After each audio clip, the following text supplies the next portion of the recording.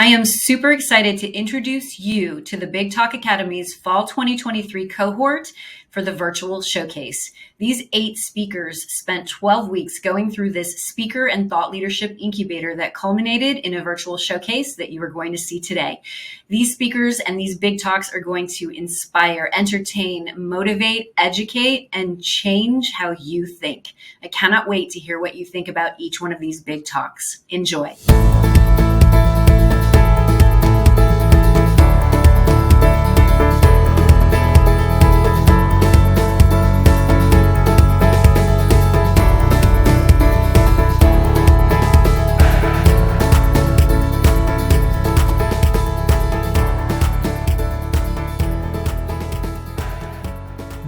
Adey-Jones is a relationship coach, speaker, published author, podcaster, and founder of Unshackled, Breaking Free from Toxic Shame. Thanks to her dysfunctional childhood and personal challenges, including divorce and raising children as a single parent, her work is informed by her lived experience and deeper studies of spiritual psychology. Please welcome to the stage, everyone, Adey-Jones, Unshackled, Breaking Free from Toxic Shame. Toxic shame can kill. I should know. It almost killed me. Branded at birth as a bastard, I spent most of my life shackled by toxic shame. While toxic shame didn't kill me, it robbed me of my self-esteem and my confidence to fully show up to life. Regular shame is a necessary part of life. It's what we experience when we feel embarrassed or guilty about something we've done. It's part of our moral compass, and it keeps us living in integrity. Toxic shame is different. It's the belief that there's something fundamentally bad or damaged at our core. It's a negative feeling that it gets into every cell of our being. It's our constant companion, following us around, always ready to rear its ugly head and push us back into the shadows. Sadly, many of us, to escape the debilitating feelings of toxic shame, we either numb out through addictive behaviors, hide out by isolating ourselves, or check out by means of suicide, as in the tragic case of Tyler Clementi, the young man who took his life when he was publicly shamed on social media when someone posted a video of him with another man. I know all about toxic shame and the lengths we go to avoid it, because I've lived it. I was born in 1959 in a pious and puritanical community in North Wales. My mother was neither of these things. I was the product of an 8-year affair she had with a married man who lived in the nearby village with his wife and 2 daughters. Their affair was no secret to his wife or the community. One of my earliest memories was when my father's distraught wife came to our home to confront my mother. "Keep your hands off my husband," she pleaded. I was sitting on the top step between my kitchen and my living room, and I could feel the pain of a chipped ceramic tile digging into the back of my bare, chubby legs, but I dared not move. The woman stood before us, trembling and tears running down her face. I remember thinking my mother and I must have done something terribly wrong to hurt this woman so badly. I wanted to comfort her, so I reached out and I offered her my cookie. "Get her away from me," she screamed. I was 4 years old when I decided that I was bad and should never have been born. On top of being branded a bastard and ostracized by our community, my father never acknowledged me as his child. Each day on my way to the local village school, I would pass his house and I would see him standing on his front doorstep, smoking his cigarette, and I would stare in his direction, just hoping our eyes would meet. They never did. Instead, he'd look the other way and pretended he hadn't seen me. In my naivety, I thought all fathers must love their children, so his rejection of me must mean that I wasn't worthy of being loved. Abandoned, abused, and neglected, I couldn't help but feel that I was bad to the core, damaged and broken. I was a shame-based, sad little girl who became a shame-based, depressed teenager. By the time I reached 20, I was contemplating suicide. Fortunately, at around that time, someone gifted me a visit to California. It was the 1980s, and I came and never went. It was the land of New Age spirituality and the self-help movement. That was the start of my 40-year journey to try and rid myself of the toxic shame that followed me wherever I went. I tried every healing modality known to man, from conventional psychotherapy to some of the more esoteric spiritual practices. I studied Buddhism to Hinduism to Kabbalah to Kundalini Yoga. I participated in dozens of workshops, from healing the shame that binds to reclaiming your shadow. Everything I did over those years helped to some degree, but I was still gripped by that toxic shame. The turning point came in 2007 when I discovered that my husband was leading a secret life.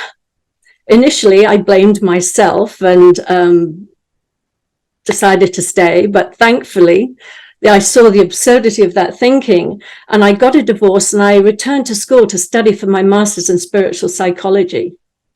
Those 2 years were pivotal in my training. Firstly, I learned that spiritually, we're all created equal, and that our essence, we are perfect just as we are. Secondly, I learned that toxic shame is formed when we absorb the shame of our abusers and take it on as our own. But the most important thing I learned was how to release that toxic shame that was never mine in the beginning. As part of my healing, I was encouraged to write letters to my abusers. I wrote a letter to my father, my mother, my teachers, my molesters, and anyone else that had abused me throughout my lifetime. I didn't hold back. I wrote that I had done nothing to deserve their abuse.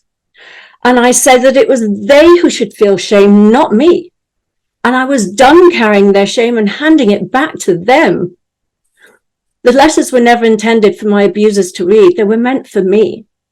Once written, I would burn them to release the negative energy and reclaim my life. If you want to unshackle yourself from toxic shame, I suggest that you do the same. Write a letter to anyone who has ever made you feel responsible for their bad behavior and hand them back their shame. Trust me, it works. These days, I'm no longer that shame-based young woman who contemplated suicide. Now I take my rightful place on this planet. I know that my voice matters. And by sharing my story, I'm helping others heal from toxic shame too. I would like you to imagine a world without toxic shame. There would be fewer people suffering from addictions. There would be fewer people hiding out and playing small. And most importantly, there would be fewer people contemplating suicide, believing that was their only option to escape the prison of toxic shame. Thank you.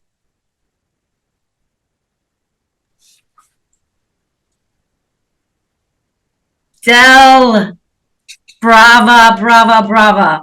Such a great location. Lighting, sound is wonderful. I love your opening line. It's so, so powerful.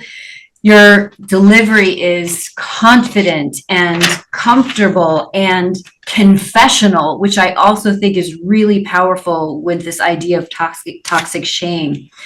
You are clearly the expert on this subject matter, and it draws me in to want to work with you and to want to learn more about you. It has the exact outcome that you desire. The other thing that's really important that I want to highlight is that we feel safe with you. You are sharing a story and you're sharing an idea about something that we've all experienced at some point in our lives. And we feel safe hearing from you, and you're giving everyone permission to also now write the letters that we need to write to give that shame back to people. I also want to highlight, I know for a fact, because I know you are fully, completely absolutely memorized. And this is a really good example, everyone who's watching, of somebody who is so memorized that they sound totally conversational. And that is so beautiful to watch. Thank you for that.